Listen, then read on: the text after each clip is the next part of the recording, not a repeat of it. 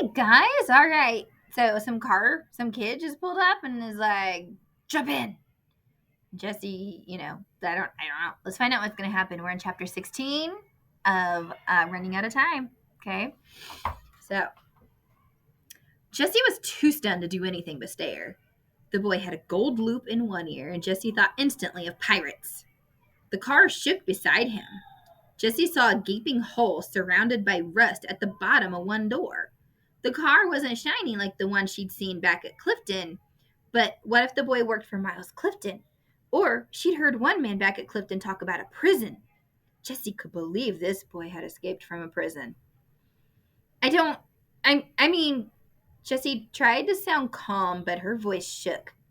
The boy laughed at her confusion. So did the driver of the car. All Jessie could see of him was a leg covered in ripped blue jeans. Hear that, Toll? The boy said. We back half a mile down 37 to pick up this hitchhiker, and she don't even say thanks. Where you going, sugar? Jessie had never heard of a hitchhiker, and she had never been called sugar before, and both words were ugly the way he said them.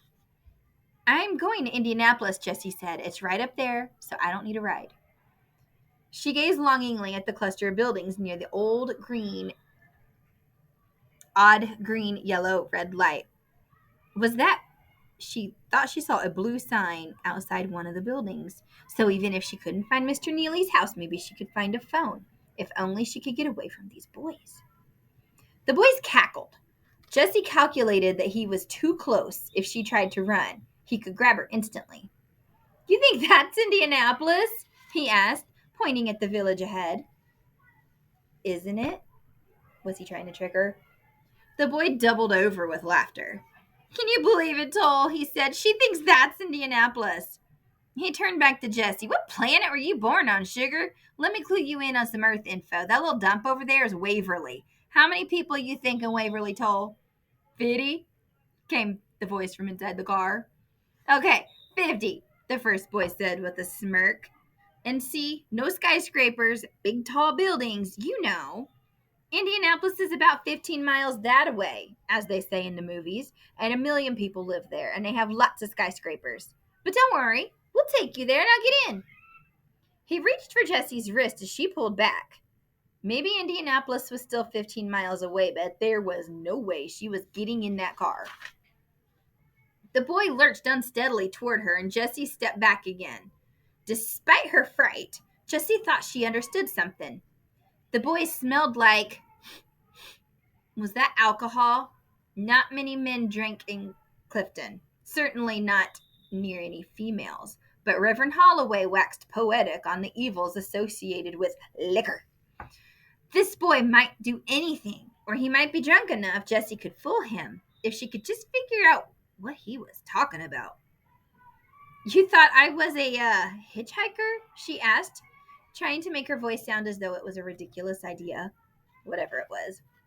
Quit playing dumb, the boy snapped. Tom and me don't want to wait. Oh, and we've all got to get to Indianapolis. He said the last part in a sticky, sweet voice, and Jessie didn't move. The boy grabbed for her elbow, and she jerked away. The momentum almost toppled the boy, and he fell back against the car. Jessie couldn't help laughing. The driver got out of the car now, and he had on a black t-shirt with his ripped jeans, and for a minute, Jessie thought he might be the Megadeth boy from The Stopping Point. But his hair was long and stringy like his friend's, not cropped. Come on, he said smoothly. Don't mind Ray. You should come with us before someone comes along who might hurt you. A little girl like you shouldn't be out hitchhiking. All sorts of dangerous people are out on the road. Get in the car and we'll protect you. Stop it, Toll. You're killing me, Ray said, leaning on the car laughing. Toll circled the car toward Jessie, and Jessie backed up. Toll didn't seem as drunk as Ray, but she couldn't be sure.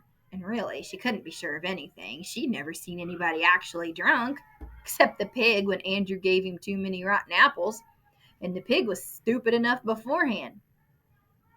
Now, Ray, you're scaring her, Toll said, giving Ray a mean look. Slowly, without seeming to, he took another step toward Jessie. Jessie took another step back. In a minute, she'd be in the ditch, and the ditch here had water flowing in it. Her heart pounded. She might have been able to outrun Ray, but not Toll. Think, she told herself. You have to outsmart them. Toll moved closer to Jessie, and in a second, he'd be able to grab her. I'm not really going to Indianapolis, Jessie lied, and I know where it is. I live over there in a Waverly. I'm just taking a walk, too. She paused, then remembered the fat environmentalist. I'm just taking a walk to lose weight. Toll stopped. You're not fat, he said. Well, Jessie watched him edge closer to her.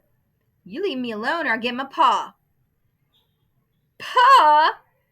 By the car, Ray shrieked. Pa! I haven't heard that since my little sister watched Little House on the Prairie. My pa's a big man, Jessie said, but her voice sounded uncertain, even to her. What should she have called her father? Right, Toll said. He'll be glad me and Ray are taking care of you. His grin was too much. Jessie was so dazed by it now that she didn't see his final step. A second later, he wrapped his fingers around her wrist. Leave me alone, Jessie screamed. She couldn't control her panic anymore. She yanked her arm away, turned, and ran. She expected Toll to grab her again immediately. She was sure he was following her. Her wrist burned where he had touched her. Help, Pa! She screamed for effect. Then, because it felt good to call for Pa, even if she knew he couldn't hear her, she screamed again. Pa! Pa! Still, no arms grabbed her. Jessie glanced over her shoulder. Ray and Toll were still standing by the car, watching her uncertainly. Maybe they did believe she lived in Waverly. A fence separated the big road, 37, from the houses, and Jessie didn't want to slow down long enough to climb it.